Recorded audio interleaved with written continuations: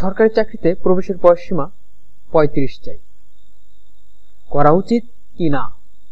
পক্ষের যুক্তি, বিপক্ষের যুক্তি, চলো বিস্তারিত।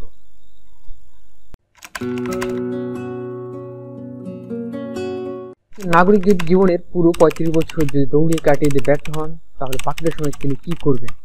না জোগাতে পারলেন চাকরি, না করতে পারলেন বিয়ে, এমন অবস্থায় নতুন করে তিনি যদি ব্যবসার কথা চিন্তা করেন, তাহলে হতাশ হবে। ছাত্রছাত্রী অনার্স মাস্টার শেষ করতে যদি ২৫ থেকে ২৬ বছর লেগে যায়, তাহলে ৩০ নয় ৩৫ করা উচিত।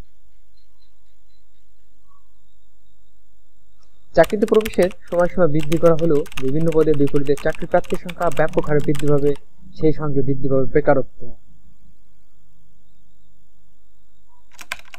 সার্টিফিকেটের কার্যকারিতা সময়ের গণ্ডিতে আবদ্ধ করা উচিত নয়, তাই বয়সের বাধ্যবাধকতা উঠিয়ে দেওয়া উচিত, কিংবা ৫ বছর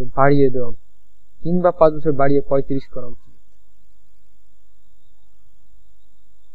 ৩০ বছরের ঊর্ধ্বে তারা চাকরির আবেদন করার সুযোগ পেলেও ৩০ বছর কম বয়সী প্রার্থীদের মধ্যে হতাশা সৃষ্টি হতে পারে।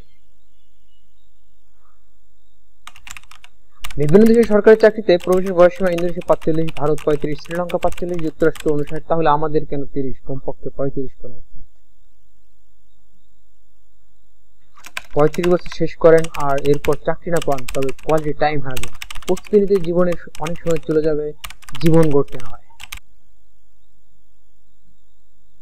৩২ সমর্থন করি, তবে ৩৫ অনেক বেশি হয়ে যায়।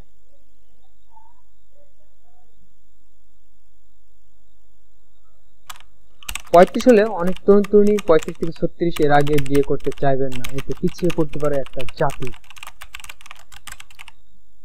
আবার কেউ ৩০ বছরের পক্ষেও না, তারা কমিয়ে ২৮ বছর করতে চায়। আপনি কি চান?